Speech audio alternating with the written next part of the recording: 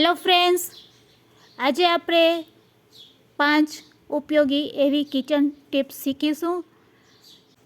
ખૂબ જ ઉપયોગી લાગે તેવી કિચન ટિપ્સ છે, તો વિડીયોને એન્ડ સુધી જરૂરથી જોજો. અને આજનો વિડીયો સારો લાગે તો લાઈક અને શેર જરૂરથી કરજો. અને જો તમે મારી ચેનલ ઉપર નવા હોય અને મારી ચેનલને હજુ સબસ્ક્રાઈબ ન કરેલ હોય તો સબસ્ક્રાઈબ કરી બાજુનું બેલ બટન દબાવવાનું ભૂલશો નહીં, જેથી કરીને તમને મારા નવા વિડીયોનું નોટિફિકેશન મળતું રહે. તો ચાલો હવે આપણે વિડીયોની શરૂઆત કરીશું.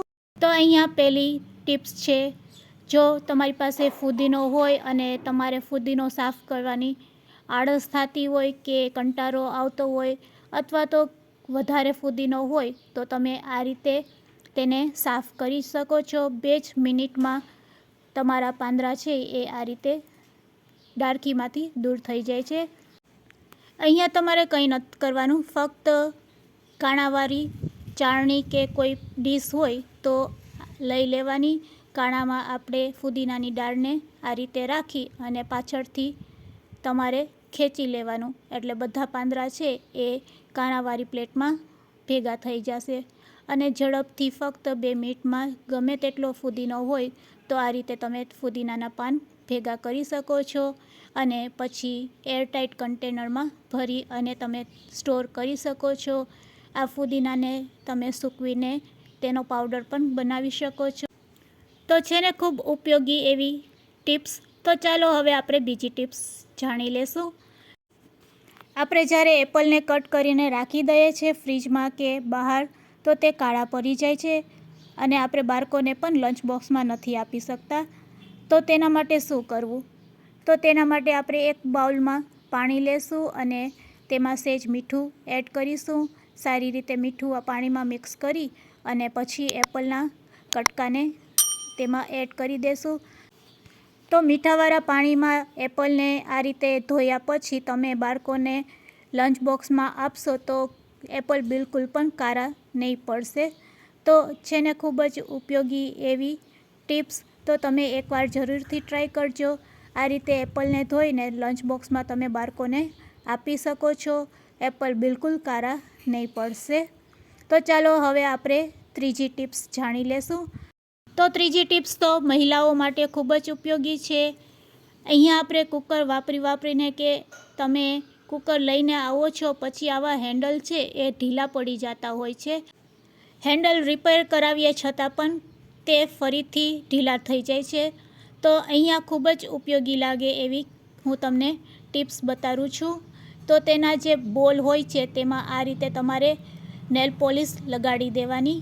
તો આ રીતે તમે નેલ પોલિશ સારી રીતે નટ બોલમાં લગાડી દેશો અને સુકાય નહીં તે જ પહેલાં જ આપણે કુકરમાં બોલને સારી રીતે રાખી અને આપણે ડિસમિસ વડે તેને ફિટ કરી લેશું. તો આ રીતે કુકરને ઊથમું કરી અને પછી બોલને તેમાં ફિટ કરી દેવાનો અને પછી ડિસમિસ વડે આ રીતે ટાઈટ કરી દેજો. કિચનમાં રહેલા કોઈ પણ સાધનના હેન્ડલમાં જો આ રીતે નટ બોલ ઢીલા થઈ જાય તો તમે આ રીતે નેલ પોલિશનો ઉપયોગ કરીને તેને ટાઈટ કરી દેશો તો કાયમીની સમસ્યા છે તે દૂર થઈ જશે. તો આ સમસ્યા મને પણ હતી, પણ હવે તે સમસ્યા દૂર થઈ ગઈ છે કાયમ માટેની. તો તમે પણ આ ટિપ્સ જરૂરથી ટ્રાય કરજો, ખૂબ જ ઉપયોગી લાગશે. જો હેન્ડલ સરસ ટાઈટ થઈ ગયું છે. તો ચાલો હવે આપણે ચોથી ટિપ્સ પણ જાણી લઈએ. અહીંયા આપણે મચ્છરની અગરબત્તી કરવા માટે ક્યારેક આપણી પાસે તેનું સ્ટેન્ડ છે એ ખોવાઈ જતું હોય અથવા તો તૂટી ગયું હોય તો શું કરવું? તમારે અહીંયા ચીપટીનો ઉપયોગ કરવાનો. કપડાની જે ચીપટીયું હોય તેનું આ રીતે સ્ટેન્ડ બનાવી અને તમે આ રીતે અગરબત્તી છે મચ્છરની પેટાવી શકો છો. તો છે ને ખૂબ જ ઉપયોગી. તો હવે તમારે સ્ટેન્ડની પણ જરૂર નહીં પડશે. જો સ્ટેન્ડ તમારી પાસે ન હોય તો આ રીતે તમારે ચીપટીનો ઉપયોગ કરી લેવો. પાંચમી અને છેલ્લી ખૂબ જ ઉપયોગી એવી કિચન ટિપ્સ છે. તો અહીંયા આપણે મસાલાના રેડીમેડ પેકેટ હોય છે તે એક વખત ખોલ્યા પછી ખુલ્લા રહેતા હોય છે. તો તેને સારી રીતે કઈ રીતે આપણે પેક કરવા તેની ટિપ્સ હું બતાવીશ. તો સાઈડના ભાગને આપણે આ રીતે કાતરથી કટ કરી લેશું અને હવે એક બાજુના ભાગને આ રીતે ફોલ્ડ કરશું અને બીજા ભાગને અંદર વારી લેશું અને કટ કરેલા ભાગને આ રીતે પ્રેસ કરી દેશું.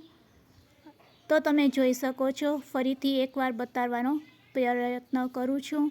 તો કે આ ભાગને આપણે અંદર જવા દેશું અને આ ભાગને પ્રેસ કરીશું આ રીતે અને પછી જે ઉપરનો ભાગ છે એ અંદર જવા દેશું. તો આ રીતે તમે પણ ખુલ્લા પેકેટને સીલ્ડ કરી શકો છો. ખૂબ જ ઉપયોગી લાગે તેવી કિચન ટિપ્સ છે. તો આજની ટિપ્સ તમને બધી કેવી લાગી તે મને કમેન્ટ્સમાં જરૂરથી કહેજો અને જો ઉપયોગી લાગી હોય તો શેર કરવાનું ભૂલશો નહીં.